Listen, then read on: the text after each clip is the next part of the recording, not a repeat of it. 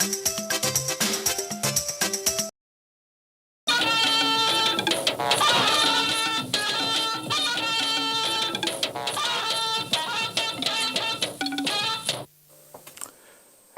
and good evening. Backward integration is a function of good understanding of the economics of local content. We will contextualize this development strategy of the federal government in today's edition of Weekend File. Welcome to the program. Nigeria is rated by the UN as a middle-income mixed economy and a major market with widening communication, financial, manufacturing, and entertainment sectors. But the private sector-led economic growth remains stymied by the high cost of doing business. For instance, the need to duplicate essential infrastructure, machinery, adequate energy supply, local content in terms of raw materials, technology, and value addition to supply chain. And to take steps towards giving the needed momentum to economic development that is knowledge-driven, the federal government enunciated a backward integration policy as panacea for national development. Now, the reason for this is not far-fetched according to experts, because for many decades, the nation over-relied on oil and gas, prompting the shrinking of the manufacturing sector, which also suffered inefficiency, incompetitiveness, and low level of capacity utilization. Prominent industries such as textiles, leather, machines, cement, iron, chemical, and pharmaceuticals were affected. But with the federal government's backward integration strategy, which is also an integral part of Presidential Order 5, observers believe that there is a paradigm shift. Currently, many industries are being revived and new ones established. We hear of the Garawa soybean processing plant with its huge capacity, rice seedling company in Calabar, inaugurated by President Buhari in 2018, and now exporting to other countries. There is Rengen Glass Processing Factory, Benin, established in 2017, the Bullion Van Manufacturing Company located in Abeokuta, Ogun State, and PW Mining Company in Nasarawa. We will give you insight into the operations of these establishments and their contributions to national economic development, and that will be by our correspondents from across the nation. Thank you for joining us on this edition of Weekend File, the place for news, views, and analysis. My name is Kirian Umayo, and the news beat starts now. Efficient operations of terminals in line with the manual call-up system is critical in decongesting the Lagos port. It is for this reason that the Presidential Task Force on Apapa Gridlock inspected facilities at Tinkan Island. Dotun Oguyemi reports. Chidi is a truck driver on the queue, waiting to be called. To him, the manual call-up system has eased access to the ports and reduced the chaos on the road. People are there and they say they are working every 5 minutes. They are suffering us every day. And if the attendance inside the port is faster, then I believe that the outside ones will be going, because the line is from inside the port. With some grey areas yet to be addressed, the Presidential Task Force inspected facilities at Tinkan Island Container Terminal and operations at Port and Cargo Services. Executive Vice Chairman and his team held a closed-door meeting with management of the two terminals. The traffic management we have been supervising has been very good, but there is a tendency to have a reversal if the efficiency or otherwise of a terminal is not monitored. So that's why we have problems of space at the terminal. We have problems of empty containers. For a lasting solution to the gridlock, a seamless handling of cargoes at the terminals is being explored.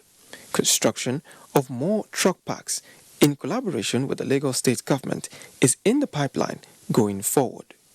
In Lagos, Dotun Oguyemi, NTA News. The Minister of Transportation, Rotimi Amechi, has expressed his dissatisfaction over the slow pace of works at all the substations along the Lagos-Ibadan railway corridor. He directed the contractors handling the work to be proactive and deliver the project at the stipulated time. He said this during the inspection of the ongoing Lagos-Ibadan railway project in Lagos. Michael Olale reports. The minister started the inspection from Ebute Metta Terminal before proceeding to Costain, where the construction of a flyover, a replacement for the present bridge, is ongoing in Lagos. The minister and his team later proceeded to Apapa before heading to Abeokuta and Ibadan axis of the project.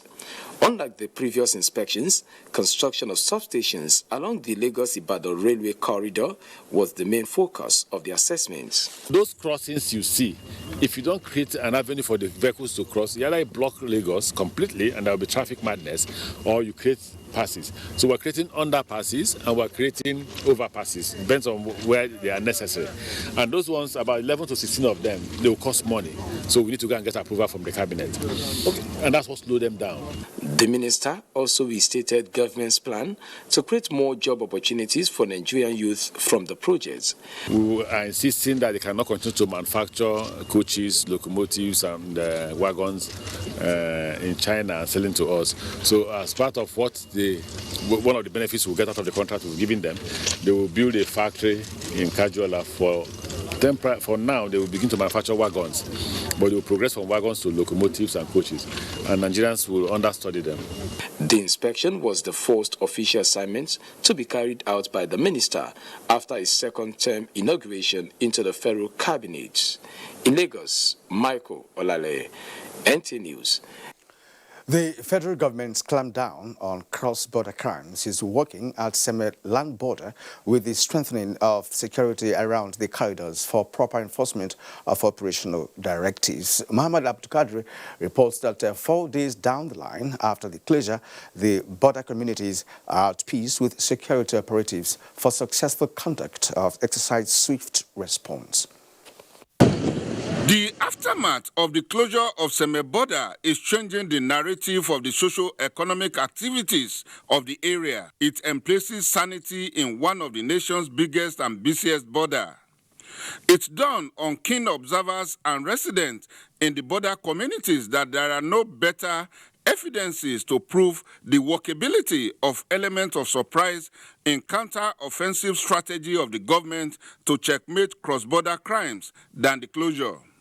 20 years down the line, Mr. Eze David has been into clearing and forwarding business around Seme border. We like what the government is doing, at least to checkmate the criminals. The standstill scenario of hundreds of loaded heavy trucks around the ECOWAS multi-millionaire automated scanning machine is sending warning to smugglers of contrabands to quit or be quenched. The influx and exodus of people whose lifelines depend on functional border applaud the federal government for wielding a big stick to secure the border. At checkpoints in and out of Seme border, security operatives are having hectic time conducting stop and search. The leadership of the lead paramilitary agency, Nigeria Customs Service, declined comment on the ground that the exercise falls within the purview of the National Security Advisor. The joint border security exercise being coordinated by the National Security Advisor, codenamed Exercise Swift Response, is being carried out swiftly and seamlessly here at Seme border. From Seme land border, Muhammad Abdulkadir, NTA News. Thank you, Mohammed. Now, Minister of State Works and Housing, Abubakar Aliyu, has assured Nigerians of better days ahead in the housing sector as the present administration is committed to delivering affordable housing to Nigerians soon. The minister made the commitment while inspecting the Abuja Mass Housing Project in Zuba. Benny Adams reports. Nigeria is set to require about 59 trillion naira to bridge the country's 20 million housing deficit. Both the formal and informal sectors have been active in trying to solve this problem, as demonstrated by the Minister of State Works and Housing as he hit the ground running. The new minister defied Abuja's early morning rains as he tirelessly walked through the 764 units of houses sitting on a land area of 18.5 hectares of land. The minister took time to inspect in details the quality of roofing work, electrification, fittings and other structural work ongoing. We hope to improve it to like 1 million houses per year, so as to close the gap of 17-20 million deficit by the year 2033. That's the target of the government. The project, which has 2 sites in Abuja, with plans to replicate same across the country, consists 1 bedroom of 22 blocks of flat, 2 bedrooms of 33 blocks, 3 bedrooms of 16 blocks, then 3-bedroom terrace of 5 blocks of 20 units, duplex, and 8 special units. Other facilities include internal roads, schools, a shopping mall, places of worship, and a recreation park. Benny Adams, NTA News. State governments in the country have been encouraged to be proactive in domesticating ongoing efforts by the federal government to diversify the economy, especially through agriculture and the solid mineral sectors. Osun State Governor Adeboyega Oyetola said this while speaking with newsmen after a meeting with the Secretary to the Government of the Federation in Abuja. My state is part of the Prudential Development, Artisanal Development Initiative, KEBI and Osun. So mining is very important. Don't forget that the first mining company that is listed in the Toronto Stock Exchange is from Osun. So that is the way to go. Oil has actually not allowed us to develop the non-oil sector. This is the time to diversify. The governor also reacted to persistent criticisms over his delay in constituting the state cabinet. A judgment from the Supreme Court. It wouldn't have been reasonable for me to set up a cabinet when I wasn't too sure of what would happen in terms of the litigation. So it's ongoing. The parties have been asked to nominate members of the Ubi cabinet, so I believe in a couple of weeks to be able to have concluded that. Now to security matters. Towards effective air surveillance and combat readiness in the Niger Delta region, Chief of Air Staff Air Marshal Sadiq Abubakar has inaugurated a reactivated war helicopter at the Air Force Base Port Harcourt. Dakume Ulolo has that report.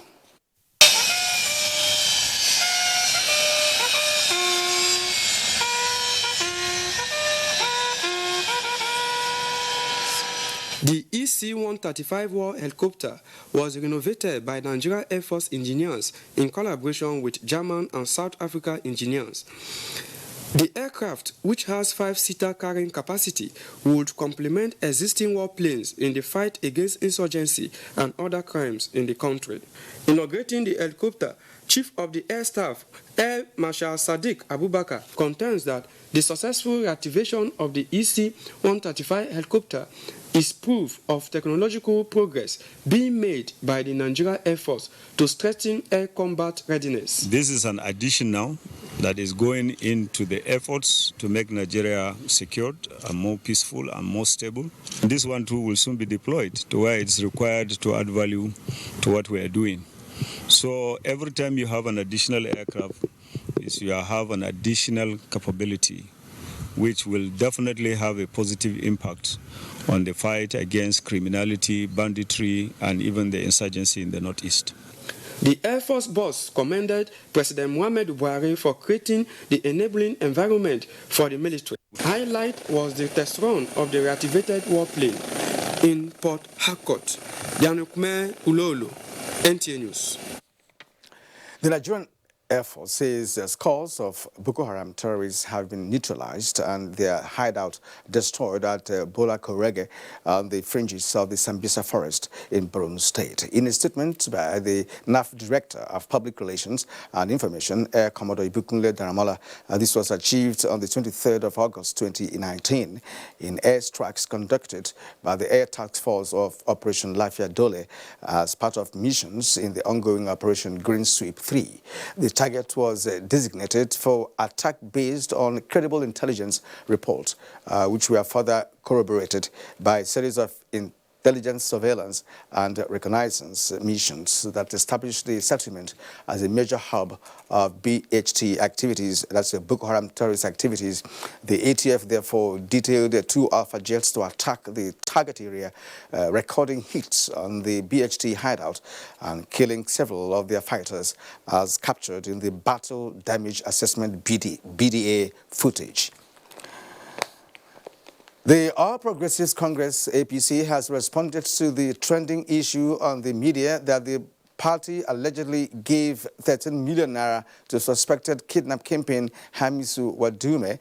The party's national publicity secretary, Lanre Issa Onilu, says it is expected that the alleged kidnapper, having come face-to-face with justice, will throw whatever he could lay his hands on into the fray. He said APC did not have budget for thugs.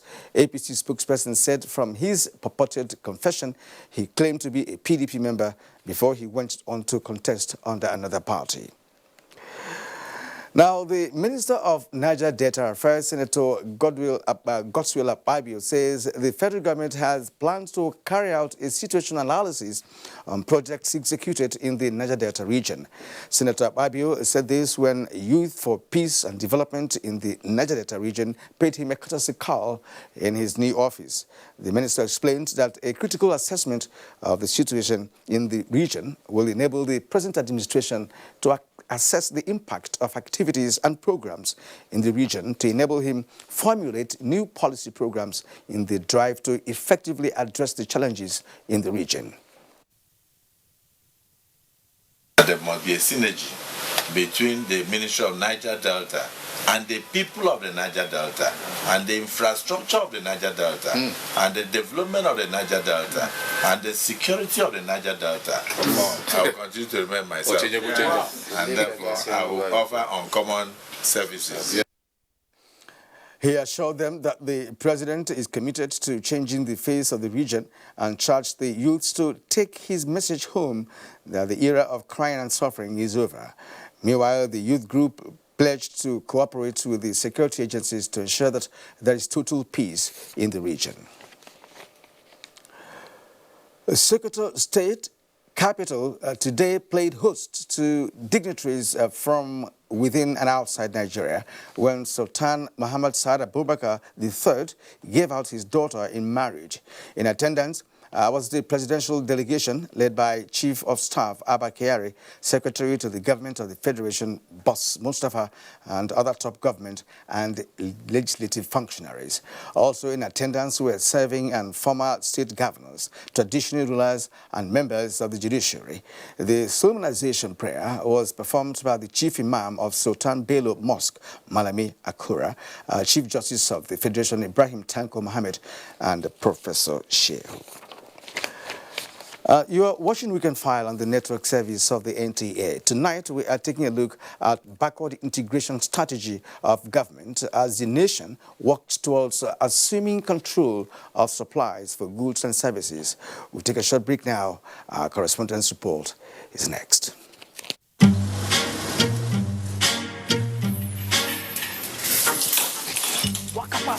Follow! Kitty. Baby. He doesn't want overripe things. Dudu by nature. Black is beautiful. Oh, talk to the baby is black. Ask her. Uche, quickly send me the baby video. Okay, ma. Yeah, he's playing.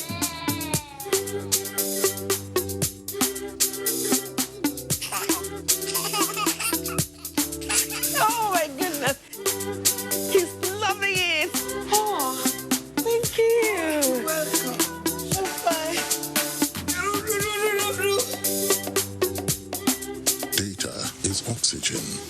4G, the new speed of life. Your number one 4G network nationwide. The very best from Glow, the grandmasters of data. Bayes University is a fully licensed university operating since 2011 and has grown to have 32 accredited programs in 6 faculties. This includes computer and applied sciences, management and social sciences, engineering, environmental sciences, law, and basic medical sciences. The university also offers postgraduate programs and foundation courses in a conducive learning environment with modern teaching facilities and high-quality national and international staff. Bayes University graduates have either progressed into respectable career positions or have obtained postgraduate degrees from different parts of the world with distinctions. Call or visit www.bayesuniversity.edu.ng. Bayes University, Abuja. Learn to live. They are there at the crack of dawn. They are there busy preparing while we rise for our day. They are there silently, guarding, waiting, listening, and watching. They are there ready in the sky above and the waters below, in the blistering heat of the day, in the dead of night, willing, indefatigable, determined in the defense of the sovereignty of our country. They are our first line of defense and our last. They who have paid the ultimate price in defending us. They are fathers and uncles. They are mothers and sisters and girlfriends and boyfriends. They are brothers and cousins and best friends and neighbors. They are classmates, colleagues, and citizens of this nation. They are our defenders and deserve our respect, our prayers, our thoughts. Nigeria, please support our armed forces. Data is oxygen. Glow Daily Data Splash. 1 gigabytes for 300 naira. 2 gigabytes for 500 naira. Your number one 4G network nationwide. Thank you. Thank you, sir. Please, did you hear that? Of course I did. That is Village Master tune. So, Auntie Amebo was not gossiping then? Village Master is celebrating 50 years. 50? Already? This is not a joke. It is a national celebration. NTA and Village Master family are commemorating 50 years. Hey, please, tell me, when is our Golden Jubilee? It is from the 8th to 11th of October, 2019. I have to go and get ready. It's time to party. Women. But we, men, will be there too. Please.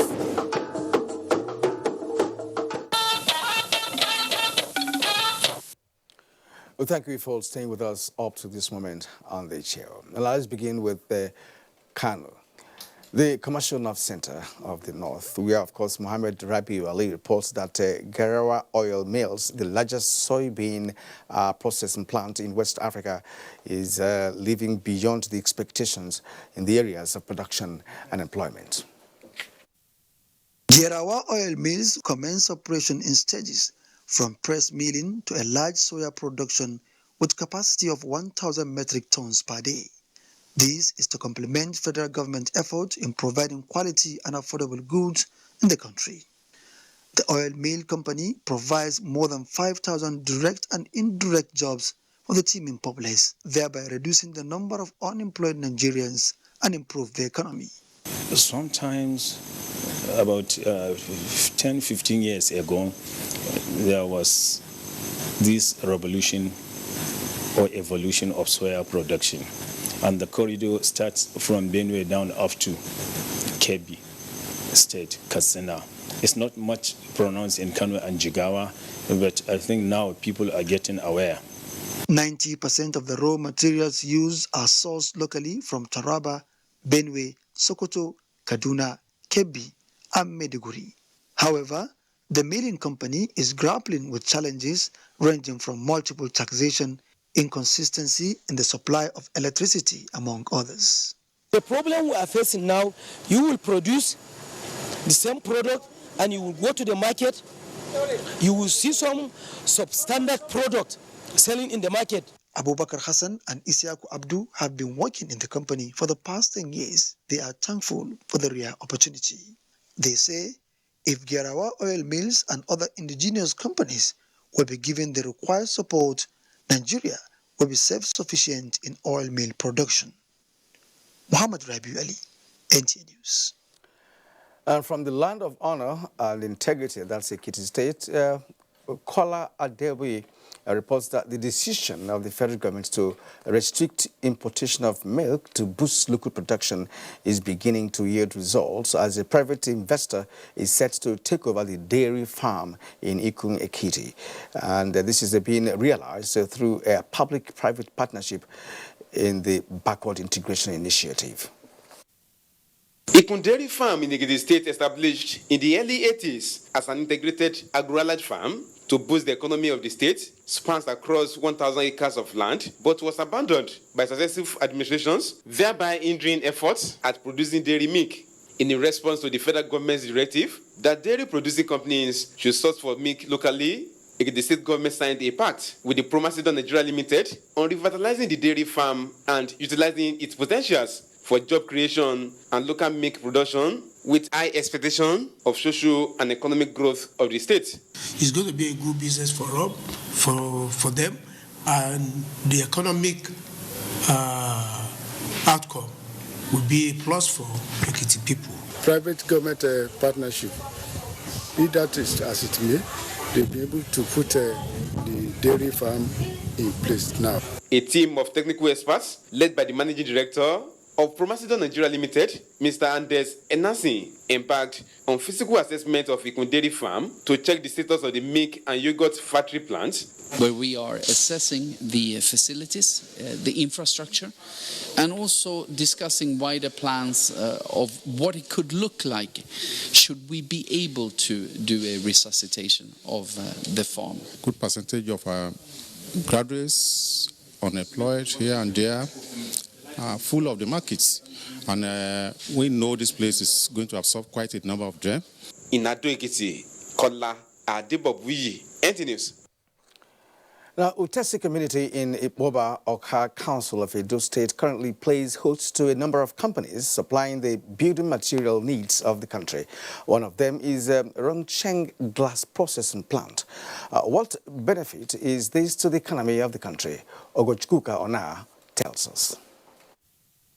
Although NTA was denied interview and access to the factories, information gathered online indicates that the Rongsheng Group, a Chinese large-scale company with a first-phase land area of 915,000 square meters, engages in the production of float, tinted and reflective glass, which capacity is 600 tons per day. It has a maximum of 50% export content and about 500 employees. Experts say this is huge and has multiplier effects on the country. We will have more income accruing to the generality of the people, either through direct employment or indirect employment. So you will then find that, depending on the goods and services they produce, they can also have a positive impact on smaller enterprises. When you have industries, employment will be generated, and when employment is generated, the economy will improve. It will take some time, but I know that in due course, employment problem will be getting gradually solved. Governor Godwin Obaseki inaugurated the company in 2017. Ogochkuka Ona. From Lafia, Hamza Musa Makrafi reports that the prospects of salt mining to improve the economy is still a work in progress. It is actually the most sought-after product in markets across the country. The Salt Road of Nasarawa State, where in Kiana and Awe local government areas, mining of the commodity is as heritage and unchanged. With ruby reserves, the same story permeates among dwellers in Benue, Cross River, Ebonyi, Abia and Taraba states.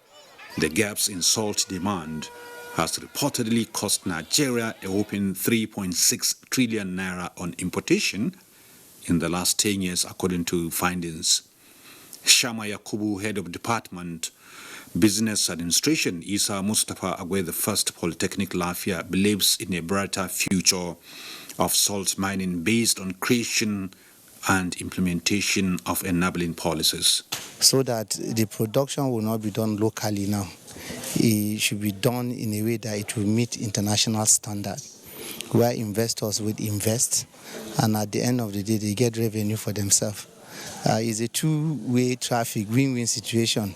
So far, claims by big-time investors on mining salt in Nasarawa State is yet to actualize. It's a taxing job, but I think if government will come, it's not a problem. There may be light at the end of the tunnel. With the new focus on industrialization by the federal and state governments, salt mining can transform Nigeria into salt processing nation. In Lafia, Hamza Musa Makalipi, NTA News. Now, the Rice Revolution Initiative of the Cross River State government, expected to meet the rice needs of Nigeria and Africa, is yielding results with the supply of seedlings to some states of the Federation. This is because the rice seedlings factory, inaugurated by President Muhammadu Buhari a few months ago, has blossomed into a viable nest for economic prosperity. Achibong Basi has that report. The factory is Governor Ben Ayade's vision of making Cross River State the rice hub of Africa. The feat, which reflects a full realization of the vision for rice seeds and seedlings in the state, is to gradually become a technology-based rice farming where Cross River State and Nigeria moves from the primitive, rural and African methods of rice farming to a modern technology-driven farming. We have the longest skylight system in the world. So we knew that we were preparing for an African market, not a Nigerian market. So I'm encouraging Governor Ayade to work side by side in developing this plants, work towards the privatization of them eventually. The federal government, through the Central Bank of Nigeria, CBN, and the Rice Farmers Association, refund for South States purchased seedlings worth 3 billion naira. Also recently, Abia State government and the IRS group placed orders worth 2.5 billion naira. There's no point going anywhere else in the world. Everything is in Cross River, provided you are thinking about exotic rice seedlings. For providing opportunities for people not only to have healthy seedlings, but to also create employment and prosperity. The governor has decided to take us back to where we came from, and where we came from was agriculture. The Ayade Rice Revolution is not only generating income for the state, but has also created job opportunities for the citizens. In Calabar, Achibong Basi, NTA News. Thank you, Achibong, and other correspondents who have, of course, contributed to the program. You're still watching Weekend File. Very shortly, Richard Ogundele will be talking to you, giving us a different perspective to the Backward Integration Initiative. Of course, he is an economist. He will be with me in a short while.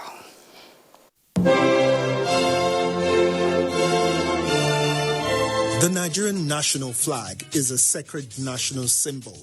It is a mark of patriotism and a show of love for our nation to fly the national flag correctly, in the right colors, right dimension, and in the right sizes for each occasion. In recent times, it has been noticed that government offices, corporate organizations, banks, embassies, and other notable institutions fly faded, shredded, and haggard-looking versions of the national flag. This is wrong and must stop. It has also been noticed that some citizens prefer to popularize the national flag of other nations. Fellow countrymen and women, let us be patriotic. Come, let us show love for our motherland. Fly the correct versions of our national flag in all relevant places. Be patriotic, Be proud ambassadors of our great country. This message is from the National Orientation Agency.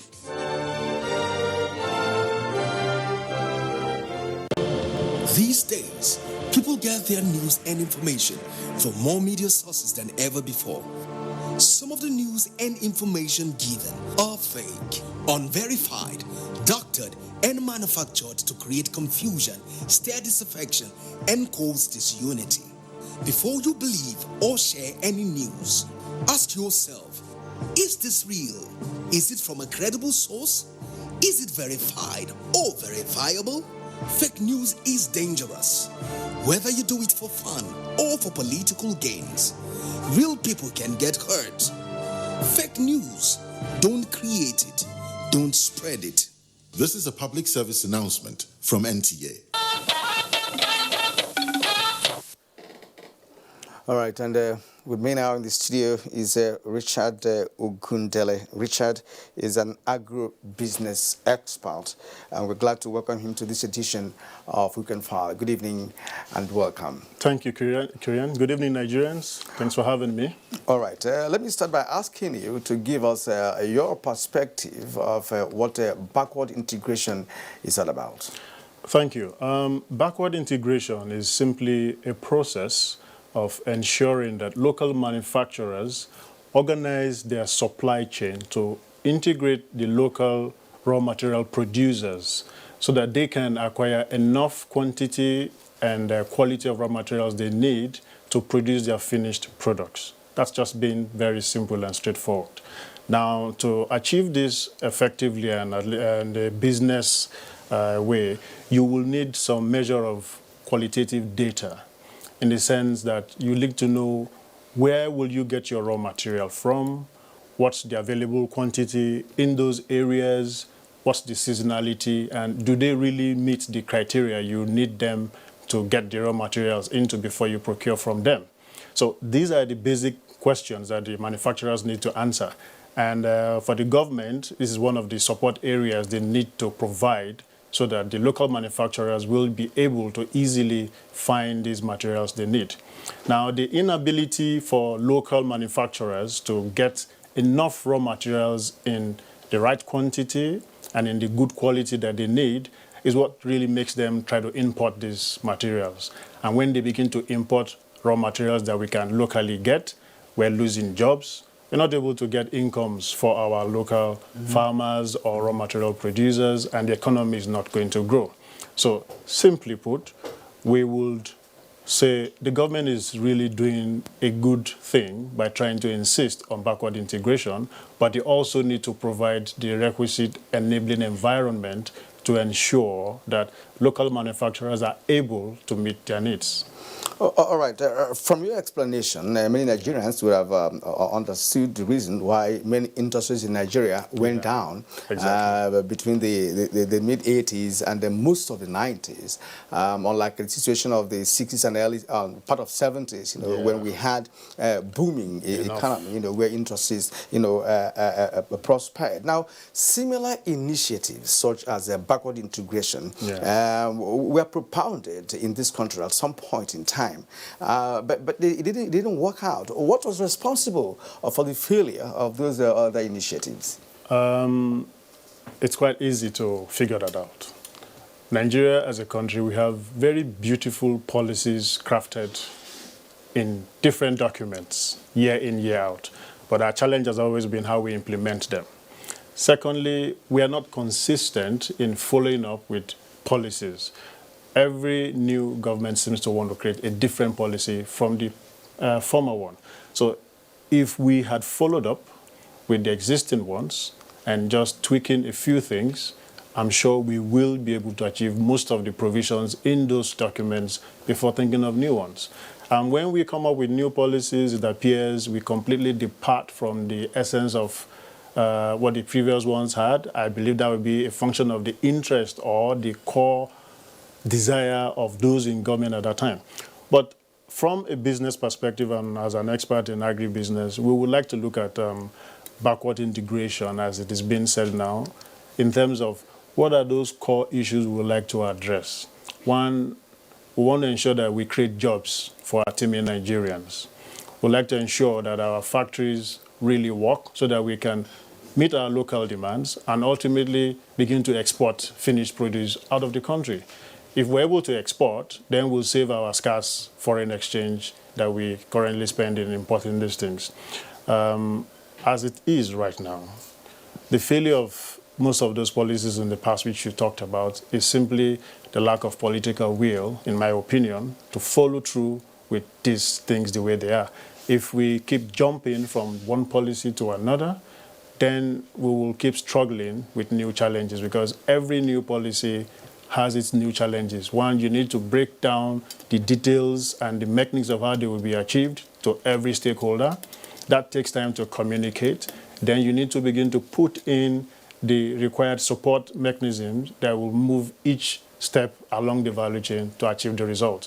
So if we keep having different programs, then we will keep jumping off the target. Yeah, this is my personal view. That's a policy inconsistency. Exactly. Okay. Now, how do you relate the concept of backward integration with the economic situation at present? Of course, we have you must have watched some of the newly established companies across the country, with a specific focus on a particular product. So how do you relate this initiative to what is on ground at the moment? Currently, the economic situation of our country is just coming out of recession as it is, and we're still struggling because the very basic factors of production are not in place. Infrastructurally, we still have challenges with simple things like power, road.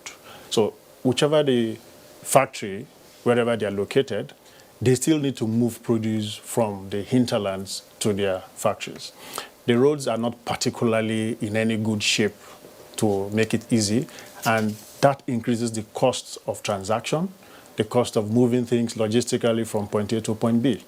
Then we will talk about the cost of capital. For most of these manufacturers, it's either they've borrowed money from local Nigerian banks or some form of investment mechanism has been put in place. If they have used the window of the local financial system, then you'll agree with me that the current interest rate of above 25% is a tall order for most of them to work with. Then if we begin to add the current realities of insecurity and the issue of the porous borders, which enables smuggling of cheap, substandard goods to come in, these make local manufacturers have more difficulty in doing their businesses effectively. Now, one thing about the issues concerning borders, we all seem to think only about the Lagos-Seme border. There are more serious borders between Sokoto State and Borno State. It might interest us to know that we have 1,014 land borders, porous borders. They are not all manned, and these are the means through which cheap substandard goods come into the country. So it's one thing for us to say we want to pursue backward integration. It is a good thing. We should do it, but we also need to man our borders so that we know what is coming in and what is going out at any point in time. For job creation, if the factories don't work, definitely we cannot create jobs. And if the raw materials for the factories to work with are not available, the factories too will not work. So in principle, we need to have accurate data. Where are the materials? What's the quantity? What's the quality?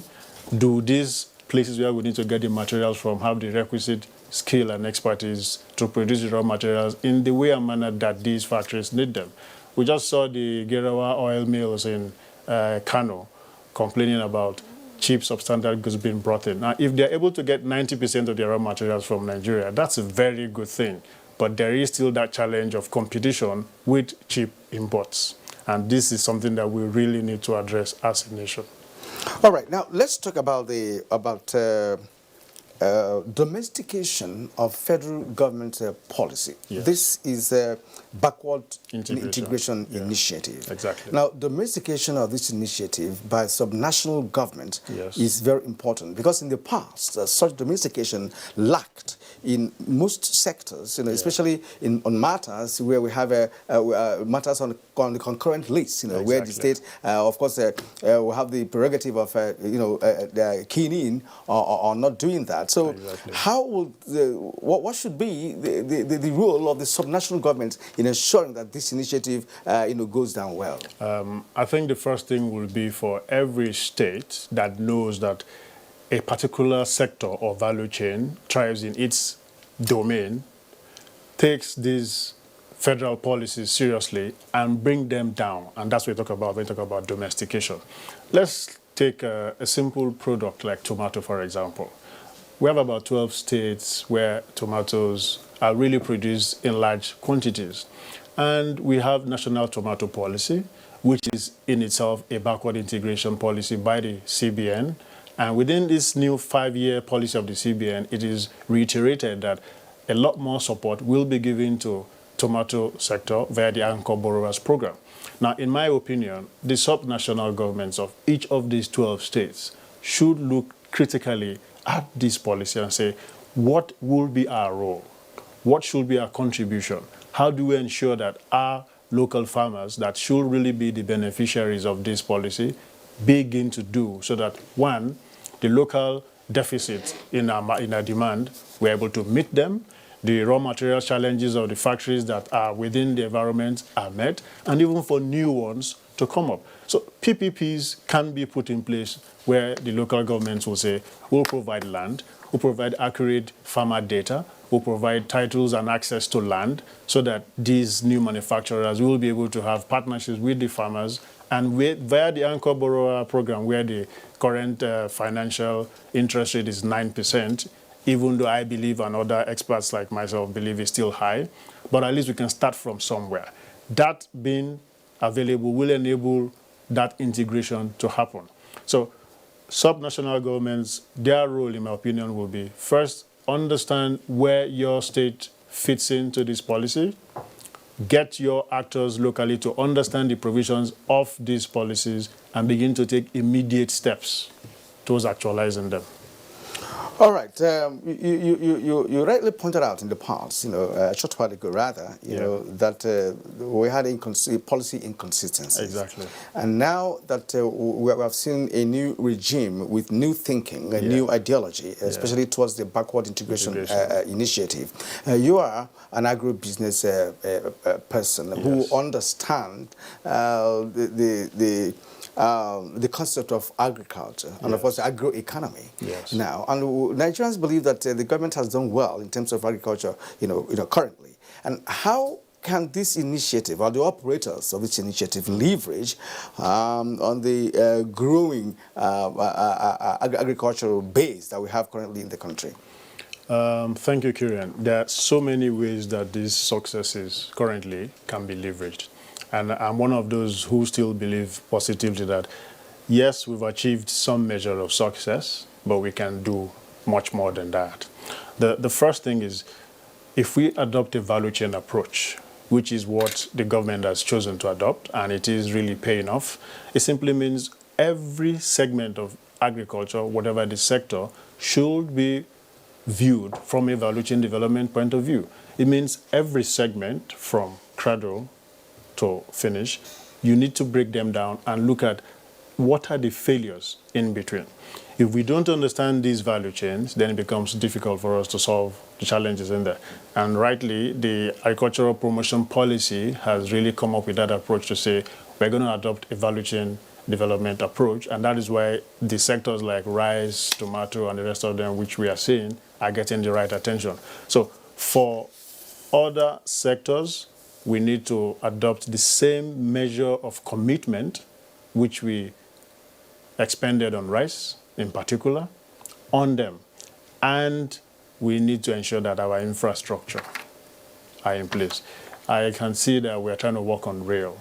If we can fix rail in Nigeria, it will help us reduce the cost of movement of goods, and the pressure on our roads will also reduce. At the same time, power is critical. If we bring in all the manufacturing plants and there is no power, we will still be groping. It might interest you to know that currently industries in Nigeria spend as much as up to 40. In some cases, like the tomato processors, they spend even 80% of their operating expenses on power. How do you compete in a global market when you have to spend 80% on power? It's just not workable. Therefore, getting power to these manufacturers at a cost that makes sense is the first thing to leverage upon. The next thing is that simple thing as feeder road. There are lots of agricultural products that don't come out of the production sites because they don't have feeder roads. The vehicles can't go in there. The roads are either terribly bad or even unmotorable, that it just takes just one woman or a man to carry as much as they can on their backs to come out. How efficient will that be? So our priority should be feeder roads, get power in there, and of course, water should be provided. But in terms of the local economic development, yes, backward integration is the way to go. It is a good policy, but then we also need to balance it. There will be that case where at the start of the policy, those major manufacturers will not be able to get their demands met locally. Perhaps some controlled window of allowing them bring in raw material that will